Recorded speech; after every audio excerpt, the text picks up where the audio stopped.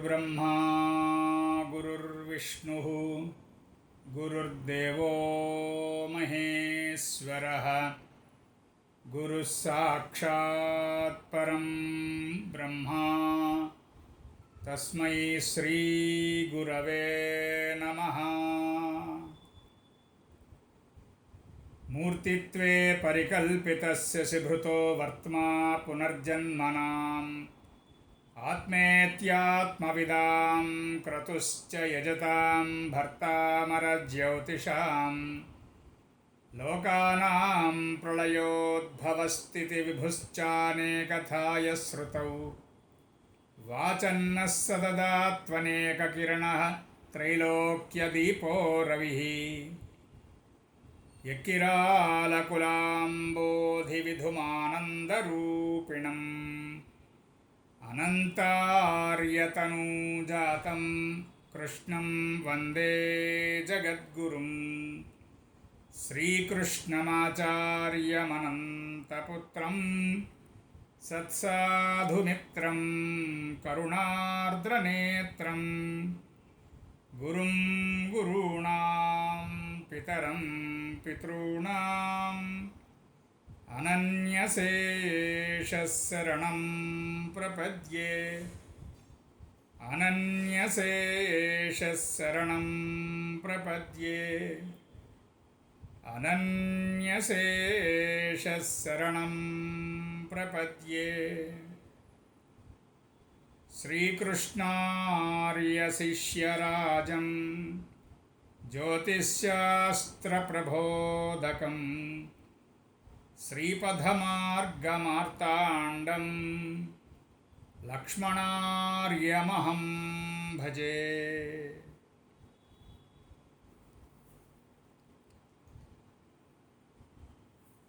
అందరికీ నమస్కారం.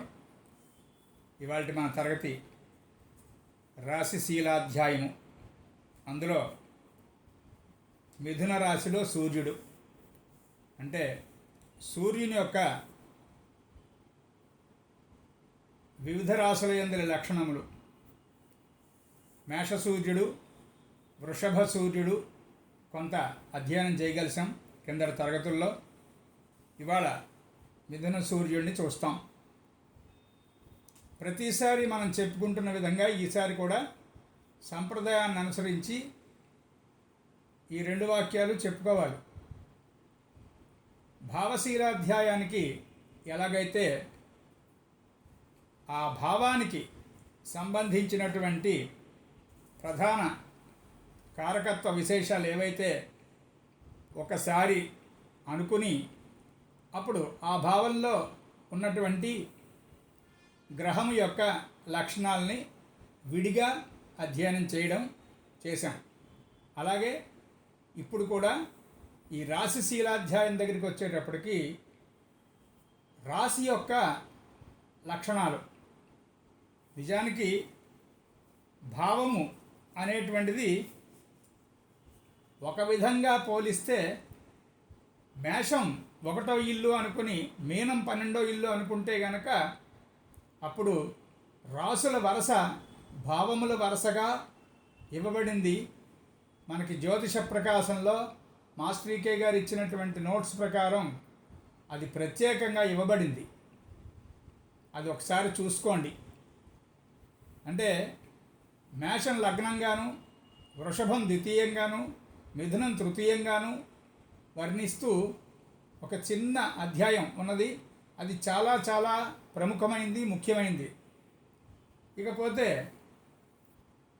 ప్రస్తుతం మనం అనుకున్నటువంటి స్కీమ్ ప్రకారం మిథున రాశి లక్షణాలు 1, 2, 4, 3 చూసుకుని అప్పుడు మిథునంలో సూర్యుడు అనేటువంటిది చూస్తాం. నిజానికి కంపారిటివ్ స్టడీ అనేటువంటిది ఇక్కడి నుంచి ఎలా చేయాలి అంటే రాశి అనగానే ఆ రాశిలో ఉన్నటువంటి నక్షత్రాలు టకటకగా గుర్తొచ్చేయాలి. ఏ నక్షత్రం ఎన్ని పాదాలు చొప్పున మిథున రాశి కట్టుకొని ఉన్నది. రాశి అంటే గుంపు, 3 నక్షత్రాలు 9 పాదాలు చొప్పున ఒకటి 4 ఉండొచ్చు, ఒకటి 2 ఉండొచ్చు, ఒకటి 3 ఉండొచ్చు, ఒకటి ఒకటే ఉండొచ్చు, ఒకటి 4 ఉండొచ్చు, ఒకటి 4 ఉండొచ్చు. అలా మొత్తానికి 9 పాదాలు 3 భాగాలుగా విడిపోయి ఆ 3 నక్షత్రాలు చొప్పున సర్దుకుని ఉంటాయి. ఆ 3 నక్షత్రాలు కలిసినటువంటి క్లస్టర్ కన్స్టలేషన్ అంటారు నక్షత్రాన్ని. ఆ కన్స్టలేషనల్ క్లస్టర్ అనేటువంటిది ఏదైతే ఉందో అది మనకి ఆ గుంపుని రాశి అని పిలుస్తాం. అక్కడ 3 నక్షత్రాలే కదా ఉన్నాయి, దాని గుంపు అంటే ఎలాగా? పెద్ద ఎక్కువ మంది ఉన్నారా అక్కడ అని అనిపిస్తుంది. అవును, ఉన్నారు. ఉదాహరణకి శతతార అంటే శతభిషం అని మనం ఏదైతే నక్షత్రం గురించి చెప్పుకుంటున్నామో, నక్షత్రాణం శతభిషక్ వశిష్ఠ తౌ దేవేభ్య కృణుతో దీర్ఘమాయు అని మనకి నక్షత్రేష్టి ప్రమాణం. అలా ఆ శతభిషం నక్షత్రంలో 100 తారలు ఉంటాయి. అందుకే మనకి జ్యోతిష ప్రకాశంలో చాలా క్లియర్గా ఒక మంచి బలమైన ఇన్ఫర్మేషన్ ఇచ్చారు మాస్టర్ ఈకే గారు. తారలు వేరు, తారకములు వేరు, తారకలు వేరు. తారలు వేరు, తారకలు వేరు. నక్షత్రగ్రహ తారాణామధిపో విశ్వభావన తేజసామపి తేజస్వి ద్వాదశాత్మన్నమోస్తుతే అని మనకి ఆదిత్య హృదయం. ఎక్కడో రామాయణం కదా. ఆయన ఎవరో ఋషి గారు, ఆయన ఎవరో రాముడు గారికి చెప్పారు కదా. దానికి అస్ట్రాలజీకి సంబంధం ఏమిటి, పురాణం నుంచి అస్ట్రాలజీ ఏమిటి అని అనుకోకూడదు మనం. అలా అనుకోవద్దనే మనకి మాస్టర్ గారు ప్రత్యేకంగా ట్రైన్ చేశారు మన బృందాన్ని. కనుక ప్రతి దాంట్లోనూ మనకి జాగ్రత్తగా వెతికితే మన ఆస్ట్రాలజికల్ డైమెన్షన్ అనేటువంటిది కనబడుతూనే ఉంటుంది. అలా ఆ 3 నక్షత్రాలు మిథునంలో ఏమున్నాయి అంటే మృగశిర 2 పాదాలు, ఆర్ద్ర 4 పాదాలు, పునర్వసు ఎన్ని పాదాలు ఉన్నాయి? 2, 4, 6 పాదాలు పోతే ఇంకా 3 పాదాలు, పునర్వసు 3 పాదాలు.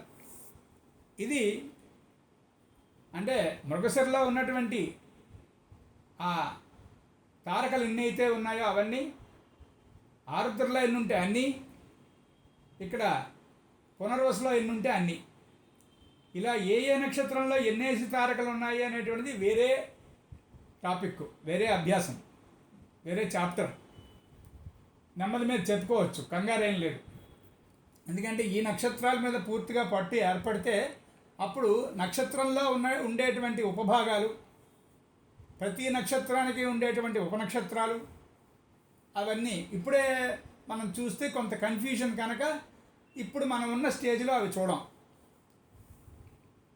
ఇది ఉన్నది, ఈ స్కోప్ ఆఫ్ ది సబ్జెక్ట్లో ఇవి ఉన్నాయి అని మీకు నేను పరిచయం చేసి వదిలేసినట్టయితే నేను ఒక్కడిని తప్ప మీరందరూ ఆ మాత్రం ఈ మాత్రం చక్కగా ఇంగ్లీష్ పుస్తకాలు చదువుకోగలరు. కనుక మనకి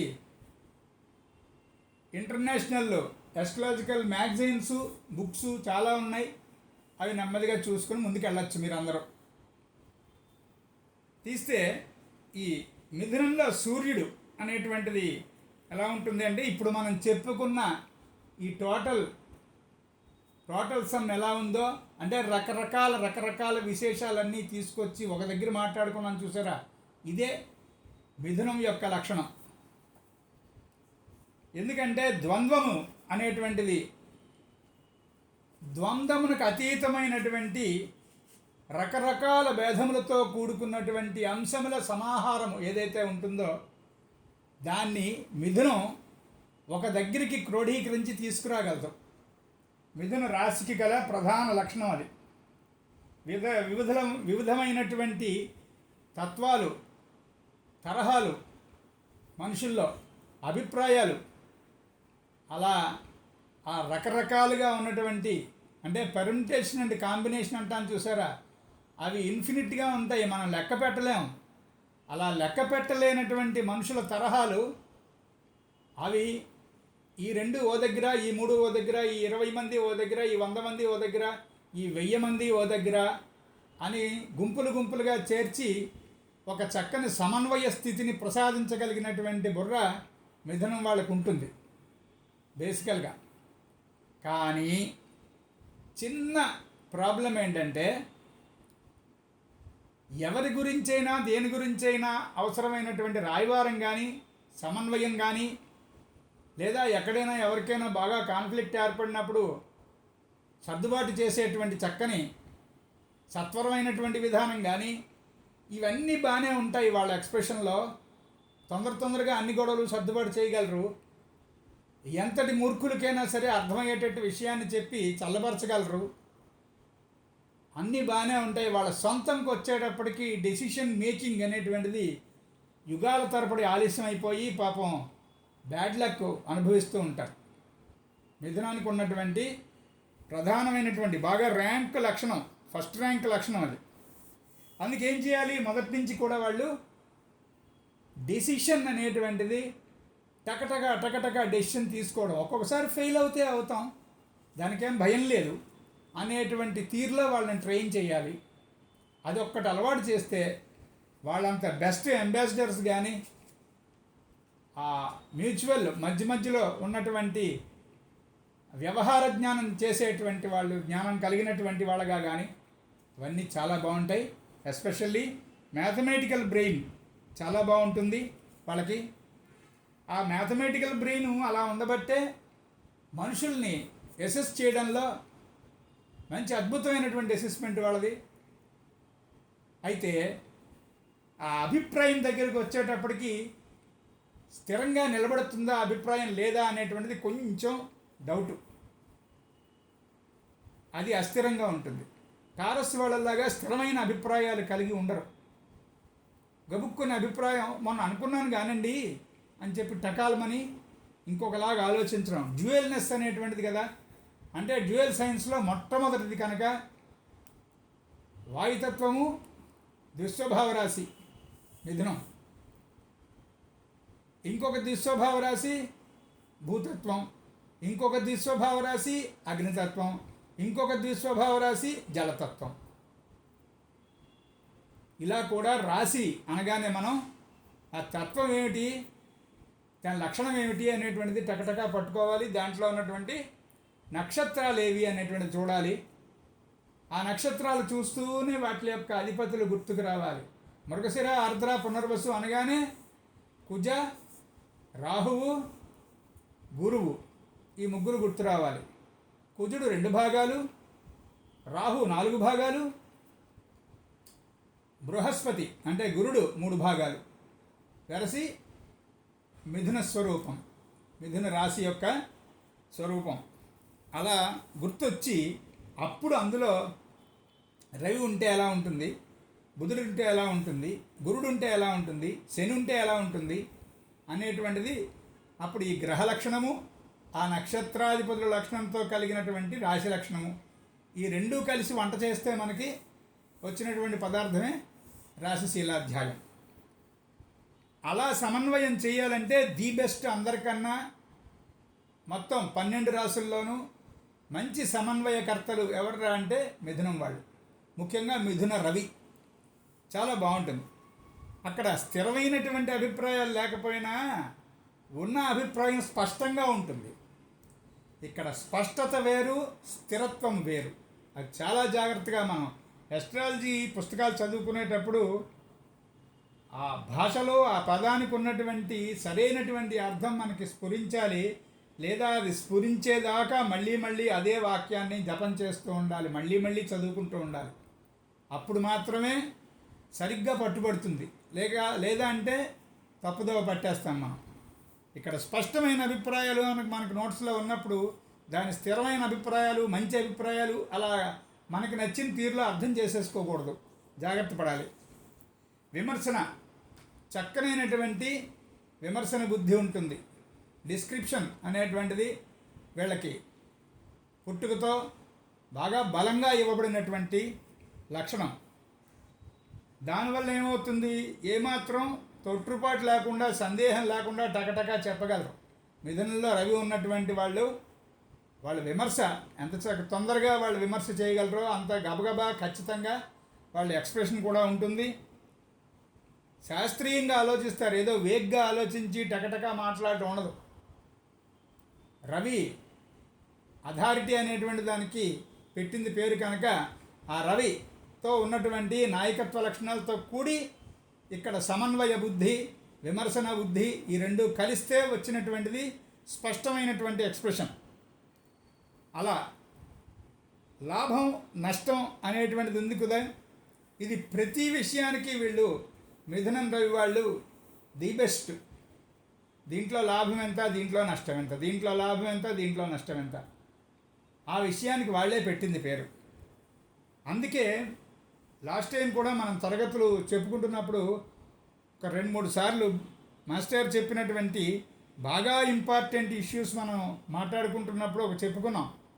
ఏదైనా ప్రాజెక్ట్ కొత్తగా ఒక ఫ్యాక్టరీ స్టార్ట్ అవుతుంది, అది కొన్ని వేల కోట్లతో ఉన్నటువంటిది, కొన్ని వేల మంది దాదాపుగా 30-40 తరాలు అలా ఆ ఫ్యాక్టరీని నమ్ముకొని ముందుకు వెళ్తారు ప్రజలు.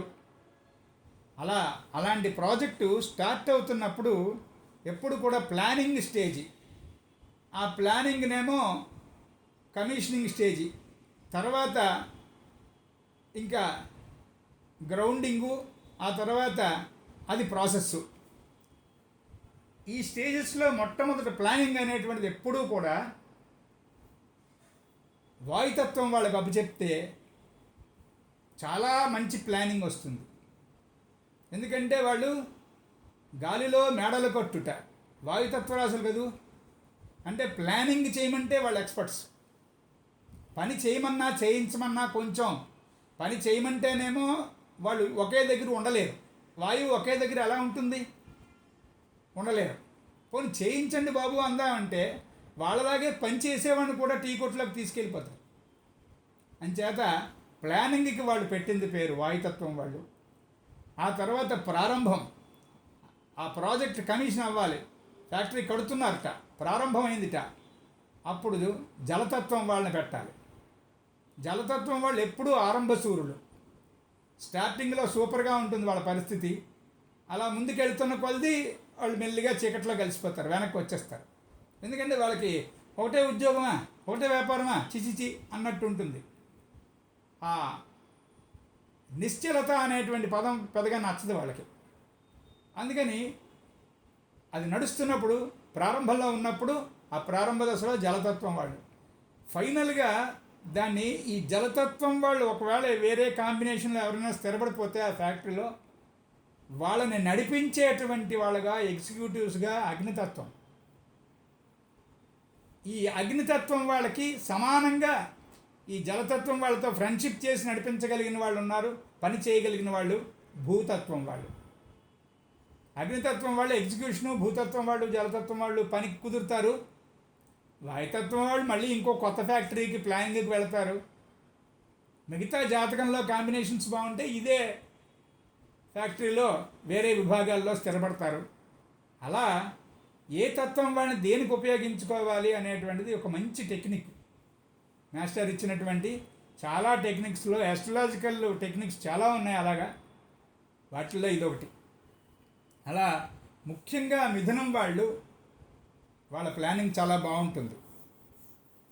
తర్వాత వాళ్ళు చాలా చురుగ్గా ఉంటారు. మిథునంలో రవి ఉన్నటువంటి వాళ్ళు అలా స్తబ్దుగా ఒక దగ్గర పడిపోయి ఉండడం అంటే, అన్లెస్ శనితో పాడైపోతే తప్ప ఈ రవి ఇటు యురేనస్తో కానీ అటు శనితో కానీ ఈ మిథునంలో ఉన్న రవి చెడిపోకుండా ఉంటే, అంటే ఈ రూల్ ఎప్పుడూ కూడా మనకి భావశీలాధ్యాయం కానీ రాజశీలాధ్యాయం కానీ ఏదైనా సరే అస్ట్రాలజీలో ఇక్కడికి ఈ లక్షణం శుభమైనటువంటి లక్షణాన్ని కలిగి ఉంటుంది ఈ పరిస్థితి అని చెప్పినప్పుడు దాంట్లో మనం ప్యారలల్గా అర్థం చేసుకోవాల్సింది, పాపగ్రహాలతో ఇది ఈ శుభగ్రహం చెడిపోకుండా ఉంటేను అనేటువంటిది పక్క నుంచి మనం ఆ సూత్రాన్ని ఎప్పుడు గుర్తుపెట్టుకొని ఈ లక్షణ సముదాయం అంతా చదువుకుంటూ ఉండాలి. వీళ్ళకి ఈ చురుగ్గా ఉండేటువంటి మిథున సూర్యులందరికీ కూడా ఇక్కడ వార్తలు అక్కడికి, అక్కడ వార్తలు ఇక్కడికి,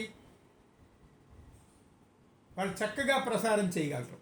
నారదుడు మనకి ఒక్కొక్క రాశిని చెబుతున్నప్పుడు ఒక్కొక్క ఋషిని లేకపోతే భగవంతుని యొక్క అవతారాల్లో ఒక్కొక్క అవతారాన్ని మనకి ప్రతీకగా చెప్తుంది బృహత్పరాశర హోర. ప్రారంభంలోనే ఉంటుంది అవతార క్రమము అని. సృష్టి క్రమము మొదటి అధ్యాయం పరాశర హోరలో, రెండో అధ్యాయం అవతార క్రమం. ఇలా ఇక్కడ మిథునం దగ్గరికి వచ్చేటప్పటికి నారదుడు గుర్తుకు రావాలి. అప్పుడు మనకు ఆల్మోస్ట్ ఆ రాశి యొక్క లక్షణం ఓహో ఇదా అని తెలుస్తుంది. అంటే ఇద్దరు మనుషులు బాగా దెబ్బలాడేసుకుంటూ ఉంటే వాళ్ళని కలపనూగలరు. ఇద్దరు ఫ్రెండ్లీగా ఉన్నవాళ్ళని తొందరగా విడగొట్టగలనుగలరు. అది మిథునం వాళ్ళంటే. ఆ రాయబారం వహించడం, ఇక్కడి నుంచి అక్కడికి అక్కడి నుంచి ఇక్కడికి సమాచారాన్ని, మంచి చక్కని విమర్శన, వ్యాఖ్య, ఈ లక్షణాలు వీటికి తోడుగా సంభాషణ కూడా బాగుంటుంది. ముఖ్యంగా మిథునంలో రవి ఉండి సింహంలో గనక బుధుడు ఉన్నాడు అనుకోండి, ఆ బుధుడు మిథున నవాంశ చెందాడు అనుకోండి, అంటే లియోలో 7 డిగ్రీల్లో ఉన్నాడు అనుకోండి, 7-8 డిగ్రీల్లో, అప్పుడు లియో నవాంశ మేషం నుంచి ప్రారంభం కనుక 320, 640, 10, 640 తర్వాత 10 లోపల లియోలో ఉన్నటువంటి బుధుడు స్వనవాంశ పొందినవాడై మిథునంలో ఉన్నటువంటి రవికి సెక్స్టైల్ చేస్తాడు అర్ధకోణ దృష్టి. అది కాక పరివర్తనం, సింహాధిపతి బుధక్షేత్రమున, బుధక్షేత్రాధిపతి మిథునాధిపతి సింహమున పరివర్తనం చెంది ఉంటాయి. చాలా బాగుంటుంది అలాంటి కాంబినేషను. కొంచెం ఆ ఉన్నటువంటి రవి బుధుడు భావాలు కనుక బాగున్నట్లయితే ఇంకా మంచి బలం ఏర్పడుతుంది. ఎక్సలెంట్ అంబాసిడర్స్ అవుతారు. చాలా బాగుంటుంది వాళ్ళకి. అలాగే వీళ్ళు మనకి చూసారా, ఇప్పుడు బాగా తగ్గింది, ప్రాచుర్యంలో లేని పోస్ట్ అయినా కూడా ఒకప్పుడు వాళ్ళే ముఖ్యం. టీవీలో వార్తలు చదివేవారు, రేడియోలో వార్తలు చదివేవారు. నిజానికి వాళ్ళకి చాలా పెద్ద పేరు, మంచి పేరు ఉంటుంది, బలమైన పేరు. చాలా చాలా రంగాలతో వాళ్ళకి చాలా చాలా దగ్గర సంబంధం ఉంటుంది. వాళ్ళ అవసరం చాలామందికి ఉంటుంది. అలాంటి ఆస్పెక్ట్ ఇది. తర్వాత మంచి జ్ఞాపక శక్తి, చక్కనైనటువంటి జ్ఞాపక శక్తి ఉంటుంది. అలాగే వీళ్ళకి ఒక ప్రత్యేకమైన లక్షణం ఏంటంటే ఎవరితోనూ మనం ఎట్టి పరిస్థితుల్లో మన కనెక్షన్ పాడు చేసుకోకూడదు, మన మంచితనాన్ని పోగొట్టుకోకూడదు. మంచితనం అంటే మంచి పేరుని చెడగొట్టుకోకూడదు అనేటువంటి ఒక బలమైనటువంటి ఆలోచన ఉంటుంది వాళ్ళకి. దాని గురించి అవసరమైతే అవతల వాళ్ళతో నచ్చకపోయినా కూడా వాళ్ళ మార్గంలోకి, కర్కాటకం వాళ్ళలాగా వాళ్ళ మార్గంలోకి కాసేపు వెళ్ళిపోయి వాళ్ళలాగే నటించి ముందుకు వెళుతూ ఉంటారు. ఇక్కడ కర్కాటకం వాళ్ళు ఏం చేస్తారు, ఈ విషయంలో ఇమ్మర్స్ అయిపోతారు, అవతల వాళ్ళ తత్వంలోకి ఇన్వాల్వ్ అయిపోతారు. వీళ్ళు ఇన్వాల్వ్ కారు, ఇన్వాల్వ్ అయిపోతున్నట్టుగా నటించి వాళ్ళతో మింగిల్ అయిపోతున్నట్టుగా యాక్ట్ చేసి వాళ్ళని ప్లీజ్ చేసి వాళ్ళతో పాటు ముందుకు వెళ్ళిపోతూ ఉంటారు. అది మిథునంలో రవికి లక్షణం. అందువల్ల సాధారణంగా మిథునంలో రవి ఉన్నటువంటి వాళ్ళు ఎప్పుడూ కూడా వ్యవహార దక్షులై ఉంటారు. ఈ మొత్తం కథ వల్ల వీళ్ళకి శత్రువులు చాలా తక్కువ. ఒక ఎక్కడో మార్సుతో ఏమన్నా ఆ మిథునం కొంత చెడిపోయి, అంటే బుధక్షేత్రంలో కుజుడు ఏమీ ఉపయోగం లేదు కనుక శుక్రక్షేత్రంలోనూ బుధక్షేత్రంలోనూ కుజుడు ఏమీ సహాయం చేయడు కనుక అలాంటి కండిషన్స్ ఏమి లేకపోతే సాధారణంగా వీళ్ళకి శత్రువులు చాలా చాలా తక్కువ. వీళ్ళు కూడా ఈ సింహం వాళ్ళలాగా ఎవరైనా పొగిడితే మిథునంలో రవి వాళ్ళు కూడా అమ్మయ్య అనుకుని పొంగిపోతారు. మెచ్చుకుంటే పొగిడితే వాళ్ళ పని చేసి పెడుతూ ఉంటారు వీళ్ళు. కాకపోతే ఎంతవరకు ఆ పనిలో ముందుకెళ్తారు అనేటువంటిది కొంచెం ప్రమాదం. ఎందుకంటే అభిప్రాయాలు స్పష్టంగా ఉంటాయి తప్ప నిశ్చలంగా ఉండవు అనుకున్నాం. అది మర్చిపోకూడదు. అది అది అలాగంటే ఫస్ట్ ర్యాంక్ లక్షణాలన్నీ ఆ 3, 4 లక్షణాలు అలాగా అన్ని విషయాల్లోనూ కంటిన్యూ అవుతాయి. రాసులు కానీ, భావాలు కానీ, గ్రహాలు కానీ, వీటి కాంబినేషన్స్ కానీ ఇలాగే చదువుకు ఉండాలి. అంటే మౌలికమైనటువంటి లక్షణాలు మిగతా ఏదో కండిషన్డ్ యాక్ట్స్, కండిషన్డ్ ట్రూత్కి అబ్సల్యూట్ ట్రూత్, అబ్సల్యూట్ ప్రిన్సిపల్ ఏదైతే ఉందో దాన్ని కలుపుకుంటూ మనం స్టడీ చేసుకోవాలి. వీళ్ళు మంచి హాస్య సంభాషణ చాలా బాగుంటుంది. అసలు మెర్కరీకే అది లక్షణం కదా. మిథునం లార్డ్ మెర్కరీ. మరి మెర్కరీ అంటేనే చిన్న పిసరు చిరునవ్వు అన్నారు. ఎంతో కష్టమైనటువంటి వార్త చెప్తున్నప్పుడు కూడా వాళ్ళకి తెలియకుండా మొహంలో చిరునవ్వు ఓ పక్కకు ఉండిపోతుంది. ఏదో పోస్ట్ ఆఫీస్ స్టాంప్ వేసినట్టుగా ఆ చిరునవ్వు నుంచి తప్పించుకోలేట మెర్క్యూరియన్స్.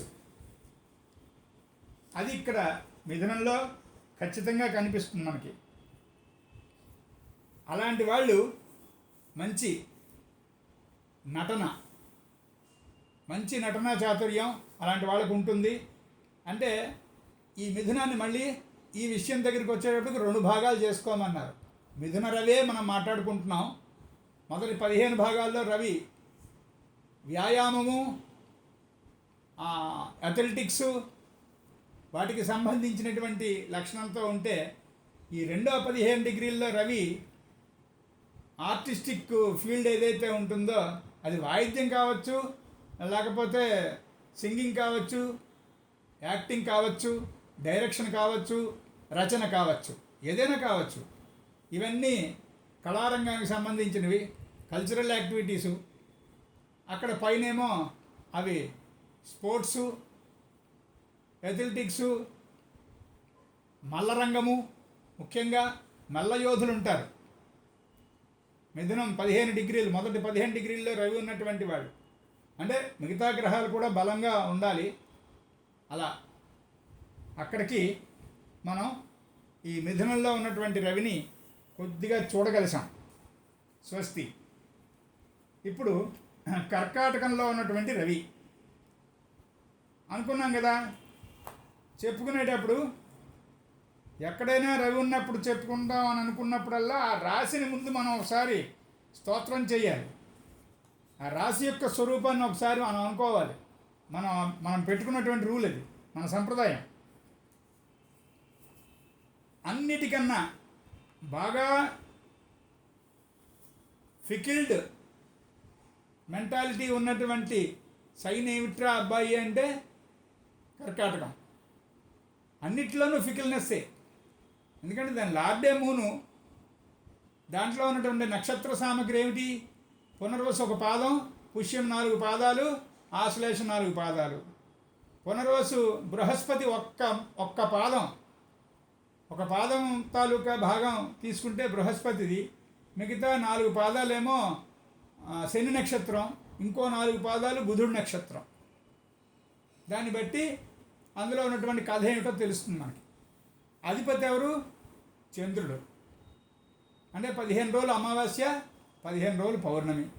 అంటే 15 రోజులు స్థూలకాయం, 15 రోజులు సూక్ష్మ, అదేమిటి కృషించిన కాయం. అంటే వాళ్ళు ఎప్పుడు లావుగా ఉంటారో ఎప్పుడు సన్నగా ఉంటారో తెలియదు. క్యాన్సరియన్స్. బట్టలన్నీ కూడా లూజ్ అయిపోతూ ఉంటాయి, టైట్ అయిపోతూ ఉంటాయి. 2 రకాలుగానే ఉంటుంది. అందుకే మాస్టర్ అనేవారు క్యాన్సర్లో పుట్టాడని కానీ అన్ని ఎలాస్టిక్ బట్టలు వేయండి వీడికి అనేవారు. అలా దాని లక్షణం, ప్రధానమైన లక్షణం. కర్కాటకంలో ఉండే వాళ్ళని గుర్తుపట్టడం ఎలాగా? రోడ్డు మీద వెళ్తూ ఉంటే వీళ్ళు కర్కాటకంలో రవి ఉన్నటువంటి వాళ్ళు అని గుర్తుపట్టాలంటే ఆ ఎండ్రకాయలాగా, అంటే పీతలాగా గ్రాబ్, దానిలాగే కాసేపట్టు అంటే ఐమూలగా నడుస్తూ ఉంటారు వాళ్ళు. స్ట్రైట్గా అయితే రైట్ సైడు లేకపోతే లెఫ్ట్ సైడు ఒకటే ఆ ఫుట్పాత్ మీద పోని వెళ్ళినా బాగానే ఉండు, వెళ్ళరు. చాలా ఏదో కర్ణం కర్ణం అంటాను చూసారా, ఒక దీర్ఘ చతురస్రానికి కానీ చతురస్రానికి కానీ ఈ మూల నుంచి ఆ మూలకు ఉండేటువంటి గీతను కర్ణము అంటాం. అలా వాళ్ళు ఈ మూలకి ఆ మూలకి నడుస్తూ ఉంటారు. 15 రోజులు చాలా టిప్ టాప్గా తయారవుతారు, 15 రోజులు బెకారెళ్ళే ఉంటారు. అలా అన్ని విషయాలు కూడా పీరియాడికల్ బిహేవియర్, పీరియాడిసిటీ అనేటువంటిది వాళ్ళకి బాగా గట్టి ర్యాంక్ సిమ్టమ్. కొంతమందితో చాలా బాగుంటారు, కొన్నాళ్ళు మొహం చూస్తే తిప్పుకుంటూ ఉంటారు. ఇవన్నీ ఆ man of moods, women of moods అని ఇవన్నీ పెట్టుకున్నట్లయితే అప్పుడు మనకి ఇది కర్కాటకం. అలా ప్రతి రాశి, ప్రతి గ్రహము, ప్రతి భావము కారకత్వములు అని చెప్పినటువంటి విభాగం. అందుకే కారకత్వాల మీద కమాండ్ రాంది ఎంత చెప్పినా అస్ట్రాలజీ అనేటువంటిది అవ్వదు, నిలబడదు. ఎందుకంటే దాని మీద అల్లలేము, జాగ్రత్తగా ఉండాలి. కారకత్వాలు 1, 2, 4, 10, 40 పుస్తకాలు చదువుకోవాలి. కారకత్వం స్పెషలైజ్ చేసినటువంటి సబ్జెక్ట్స్ అన్నీ, ఆ చాప్టర్స్ అన్నీ అదే పనిగా చదువుకుంటూ ఉండాలి ఒక 7-8 ఏళ్ళు, 10 ఏళ్ల పాటు. అప్పుడు బుర్ర ఒక కొలిక్కి వస్తుంది. అప్పుడు ఏమవుతుంది, కారకత్వం మీద కమాండ్ వచ్చేస్తే ఆ కాంబినేషన్స్, ఎన్ని రకాల కాంబినేషన్స్ తీసుకొచ్చి ప్రిడిక్టివ్ అస్ట్రాలజీకి అప్లై చేయాలి అనేటువంటిది మనకి ఈజీ అయిపోతుంది. అసలు తాళం చెవంతా అక్కడ ఉంటుంది. అలా గుర్తుపెట్టుకోవడం కాకుండా విషయం ఆకలింపుకి రావడం అనేటువంటిది చూసారా, అది కర్కాటక రవికి లక్షణం. జాగ్రత్తగా గుర్తుపెట్టుకోండి. కర్కాటక రవి పాఠం కంటతా పెట్టడం. పాఠం కంటతా పెట్టమంటే విసుక్కుంటాడు. గుడ్డేళ్ళది కదా, పిచ్చేళ్ళలాగా పాఠం కంటతా పెట్టమంటాడు. పాఠం అర్థం వాళ్ళు కానీ కంటతా పెట్టనండి. అంత చక్కని కాన్సెప్ట్ ఉంటుంది వాళ్ళకి. కొన్ని మాత్రం వాళ్ళ కాన్సెప్ట్స్ చాలా బాగుంటాయి.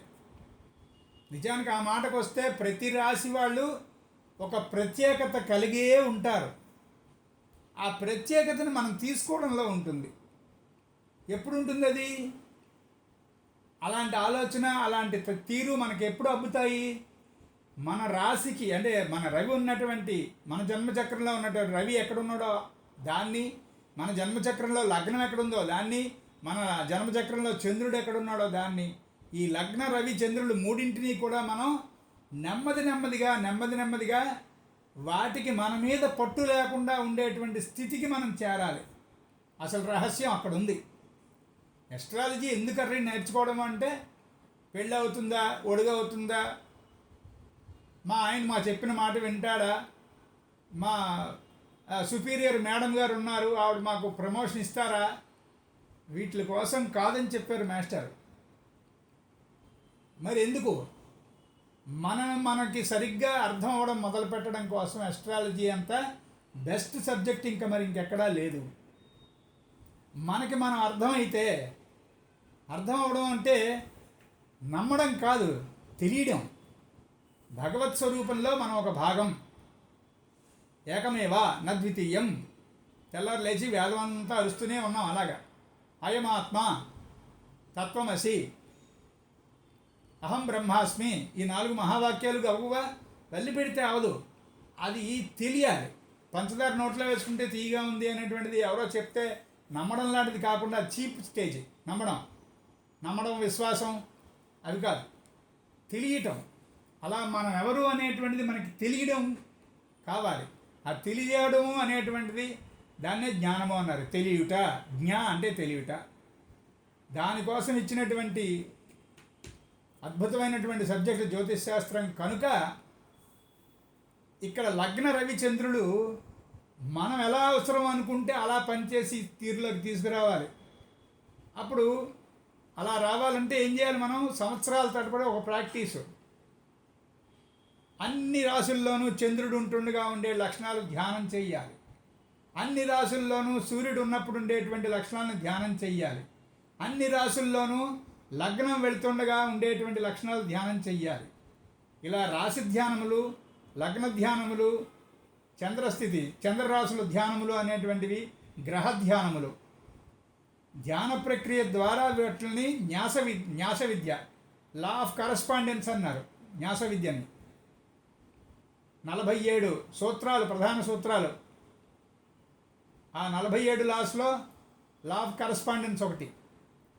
అలా గ్రహాన్ని, రాశిని, నక్షత్రాన్ని, ఆ లక్షణాలని ఆపాదించుకొని ధ్యానం చేసినప్పుడు ఏమవుతుంది, ఇదిగో ఇందాక నేను చెప్పినటువంటి ప్రతి రాశి వాళ్ళ నుంచి ఒక ప్రత్యేకత ఎమిట్ అవుతోంది, అది మనకు అవసరం అనేటువంటి రహస్యం, అది కూడా తెలియడం కాకుండా, నమ్మడం కాకుండా ఆకలింపుకి వచ్చేస్తుంది. అది ఎస్ట్రాలజీకి సరైనటువంటి దారి. వీడియో అయితే నాది ఉందమ్మా, మరి ఎందుకు రావట్లేదు? Okay okay. అందుచేత ఈ మొత్తం పరిస్థితికి సరైనటువంటి దారి ధ్యానముల ద్వారా మాస్టర్ ఈకే గారు ఏం చేశారంటే ఇంకొంచెం డీప్గా వెళ్ళిపోయి ఒక్కొక్క అధ్యాయం, అంటే లగ్నము అంటే శరీరం, ద్వితీయము అంటే వాక్కు, తృతీయము అంటే ధైర్యము, విక్రమస్థానం, సోదరుడు, ఇలా ఉన్నాయి చూసారా భావకారకత్వాలు. అలాగా ఒక కారకత్వం మీద ఒక సంవత్సరం చొప్పున 12 కారకత్వాలు 12 సంవత్సరాలు ఆ ప్రత్యేకమైనటువంటి ఋషుల యొక్క సూత్రాలపై ధ్యానం చేశారు ఆయన ఒకటే టైం పెట్టుకొని. అప్పుడు ఆయనకి సత్యాచార్యుడి తాలూకా దర్శనం జరిగి కొన్ని డీటెయిల్స్ మనకి గ్రంథంలో లేకుండా దొరకకుండా ఉన్నవి బియాండ్ గ్రంథం మాస్టర్ ఈకే గారు ఆయన తీసుకోగలిగారు. అలా ఆయుర్దాయ విభాగానికి సంబంధించి మోర్ దాన్ సత్యాచార్య ఎవరూ చెప్పలేదు అని డిసైడ్ చేశారు ఆయన. అంటే ఆయుర్దాయం కట్టడం అనేటువంటి ఒక బలమైనటువంటి ఆ అభ్యాసాన్ని, ఆ చాప్టర్ని సత్యాచార్య ఆయుర్దాయ విధానము అనేటువంటిది అన్నిటికన్నా హయ్యెస్ట్ పర్ఫెక్టు అని చెప్పారు. అది ఆయన చదివేసుకుని గబగబా చెప్పినటువంటిది కాదు ఆ స్టేట్మెంట్. 1 ఇయర్ ప్రతిరోజు సూర్యోదయ సమయంలో సత్యాచార్యుల వారిని ఆవాహన చేసి ఆయన ధ్యానం చేశారట. అలా చెయ్యాలి అనుకుంటే ఇందాక మనం చెప్పుకున్న గ్రహ ధ్యానములు, రాశి ధ్యానములు, భావధ్యానములు అనేటువంటివన్నీ కూడా ఆ ధ్యానాలు పూర్తయి అప్పుడు ఋషుల్ని ధ్యానం చెయ్యాలి మనం. గర్గి ఏం చెప్పాడు, సత్యాచార్యుడు ఏం చెప్పాడు, యవనాచార్యుడు ఏం చెప్పాడు, ఎందుకు ఇలా ఇచ్చారు, పరాశరుడు మైత్రేయ వారికి ఏం ఉపదేశం చేశాడు, వీళ్ళందరినీ కంపేర్ చేస్తూ వీళ్ళందరూ చెప్పినవి చెప్పి ఇందులో ది బెస్ట్ ఇది, ఎక్కువ అనుభవంలో కనిపిస్తున్నది ఇది అని బెస్ట్ కంపలేషన్ ఎవరిది, వరాహమీరాచార్యుల వారిది. అలా ఋషిధ్యానం అనేటువంటిది చెయ్యాలి. ఇది సరైనటువంటి దారి ఎస్ట్రాలజీ చదువుకోవడానికి. ఒరకే ఏదో క్లాసు చెప్పడము, ఏదో వినడము, మళ్ళీ గురువారము మళ్ళీ ఆదివారం వచ్చేదాకా మన పని మనం క్లాస్ పని క్లాస్ది అంటే అయ్యే పని కావు. తీస్తే ఈ కర్కాటకంలో సూర్యుడు ఉండేటప్పుడు పాపం వాళ్ళకి ఆ ధైర్యము, చొరవ రెండూ కూడా ఒక్క పిసరు తక్కువ. ఎప్పటి వరకు? అవతల వాళ్ళు పరిచయం అయ్యేదాకా. అవతల వాళ్ళు వీళ్ళ తాలూకా జ్ఞాపక శక్తితో, వీళ్ళ తాలూకా అన్నిటిలోనూ స్ట్రైట్గా ఇన్వాల్వ్ అయ్యేటువంటి మంచి గుణం, ఫ్రెండ్లీనెస్సు, ఇవన్నిటిలో నచ్చుకుని వాళ్ళు అవతల వాళ్ళు కనుక పరిచయం ఒక్క పిసరు ముందుకు వస్తే ఇక వీళ్ళు విజృంభిస్తారు. అప్పుడు కర్కాటకం వాళ్ళు ఆ విజృంభణం ఇలా అలా ఉండదు, అన్నిటిలో వాళ్ళని డిమాండ్ చేయగలరు. కాబట్టి అలా కాదండి, ఇలా చేయండి, ఇది కరెక్టు అని టకటగా చెప్పగలరు. అయ్యో వాళ్ళకి మనం చెప్పతగునా అనేటువంటి ఆలోచన ఇంకా అప్పుడు ఉండదు. అది కర్కాటకం రవికి ఉన్నటువంటి గట్టి లక్షణం. అది ఎప్పటి వరకు? ప్రోత్సాహము ఉన్నంత వరకే. కర్కాటక రవికి ప్రోత్సాహానికి సంబంధించినటువంటి బాగా బలమైనటువంటి లక్షణం ఏమిటి? వాళ్ళు సొంతంగా ఏది సాధించలేరండి. అసలు ఈ విషయానికి వస్తే ఒక మంచి బలమైన అంశం గుర్తొచ్చింది. స్పిరిచువల్ ఎస్ట్రాలజీలో మాస్టర్ ఈకే గారు ఒక స్టేట్మెంట్ ఇచ్చారు. ఎక్సెప్ట్ క్యాన్సర్, మిగతా ఏ రాశి వాళ్ళైనా ఆ జన్మ పూర్తయ్యేలోగా సప్తభూమికలు ఒకదాని తర్వాత ఒకటి ఒకదాని తర్వాత ఒకటి సోపాన క్రమంలో, అంటే సప్తభూమికల ప్రయాణం అండి. 7 భూమికలు ఉంటాయి, 7 స్టెప్స్ ప్రధానంగా ఉంటాయి. శరీరము, మనస్సు, బుద్ధి, చిత్తము, అహంకారము అని వరుసగా ఆ మనసులో ఉన్నటువంటి పొరలను కూడా అలా విడమర్చి చెప్పినటువంటి చక్కనైనటువంటి సబ్జెక్ట్ ఒకటి ఉంటుంది, చాప్టర్. అంటే నిర్వాణము, మహానిర్వాణము, మహాపరినిర్వాణము అక్కడ వరకు కూడా ఎక్స్ప్లెయిన్ చేశారు మనకి. అది ఒక్కొక్కటి 7 స్టేజ్లు దాటడం అనేటువంటి దాన్నే సప్తభూమికా యానము అని పిలిచారు మనకి యోగ గ్రంథాల్లో. క్యాన్సర్ తప్ప మిగతా వాళ్ళందరూ కూడా ఈ సప్తభూమికల యానం ఒక జన్మలో పూర్తి చేయగలుస్తారు. వాళ్ళు చక్కగా ఒక క్రమంలో గురువుగారు చెప్పినట్టే ఆయన కనుసన్నల్లో ఆయన దగ్గరే ఉండి ప్రాక్టీస్ చేసుకుంటే. కర్కాటకం వాళ్ళకి మాత్రం పూర్తి అవ్వడం ఉండదు అన్నారు. క్లియర్గా ఉంటుంది ఆ స్టేట్మెంట్, స్పిరిచువల్ అస్ట్రాలజీలో ఉంటుంది. అయితే దాన్ని చూసి కర్కాటకంలో రవి ఉన్నటువంటి వాళ్ళందరం నిరుత్సాహపడిపోకూడదు.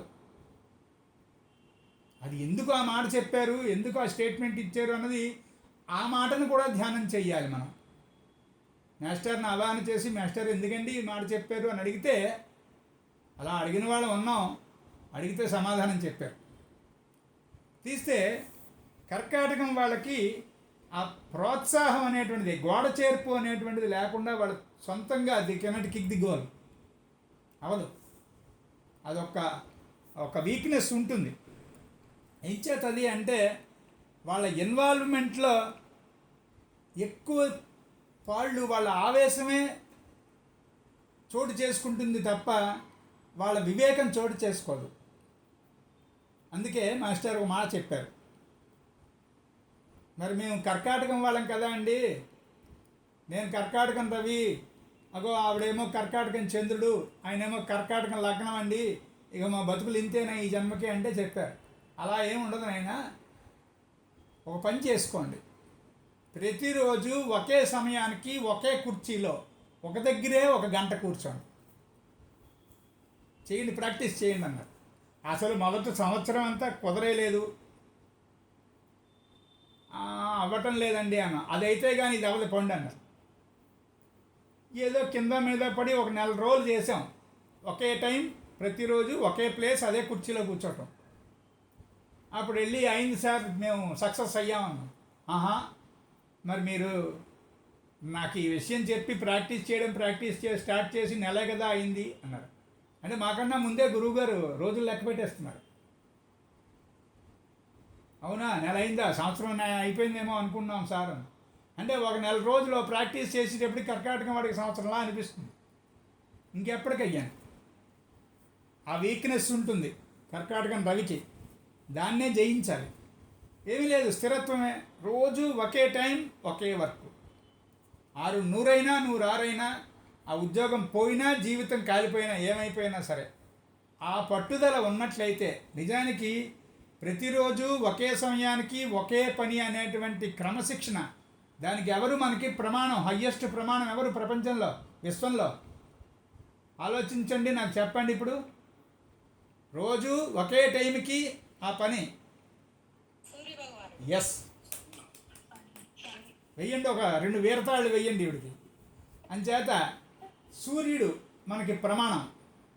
మీరు 100 అయినా 106 అయినా ఏమైనా సరే, ఎవరు యుద్ధాలు చేసుకున్నా, మేము యుద్ధాలు మానేసామండి అని చెప్పినా, షేక్ హ్యాండ్ ఇచ్చుకున్నా కూడా ఆయన టైంకి ఆయన ఉదయించేస్తాడు.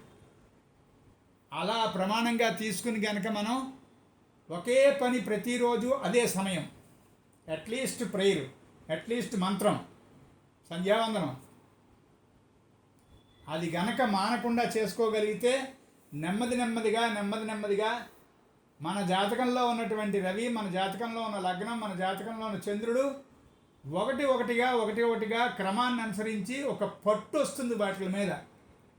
ఆ పట్టు ఎప్పుడైతే ఏర్పడుతుందో ఇంకా భయం లేదు, అప్పుడు అర్థం అవడం మొదలు పెడుతుంది సబ్జెక్టు. ఎలా అర్థం అవ్వాలో అలా అర్థమవుతుంది. ఎంచేత ఎలా అర్థం అవ్వాలో అలా అర్థం అవుతా అంటే ఏమిటి అర్థం? భాగవతమే ప్రమాణం. ఒక్క సూర్యుడికి ఒక్కొక్కడికి అన్నాడు పోతన. ఉన్నవాడు ఒకటే సూర్యుడు కనిపిస్తున్నవాడు, కానీ ఒక్కొక్కడికి ఒక్కొక్కలా కనిపిస్తున్నాడండి. ప్రపంచం యాజ్ వీ సీయా యాజ్ ఇట్ ఈజా ఆలోచించాలి. ఎవడికి వాడికి వాడు చూస్తున్న తీరులో ప్రపంచం కనిపిస్తుంది. ప్రపంచ పంచ, అగ్ని భూమి వాయువు నీరు జలం అదే ఉన్నాయి కదా, 5. ఆ 5 కలిపిందే ప్రపంచ. దాని అర్థం అది. అవి ఎవరిది వాడికే, వాడి కాన్సెప్ట్లో వాడికి కనిపిస్తూ ఉంటుంది, వాడి డైమెన్షన్లో వాడికి దర్శనమిస్తూ ఉంటుంది ప్రపంచం.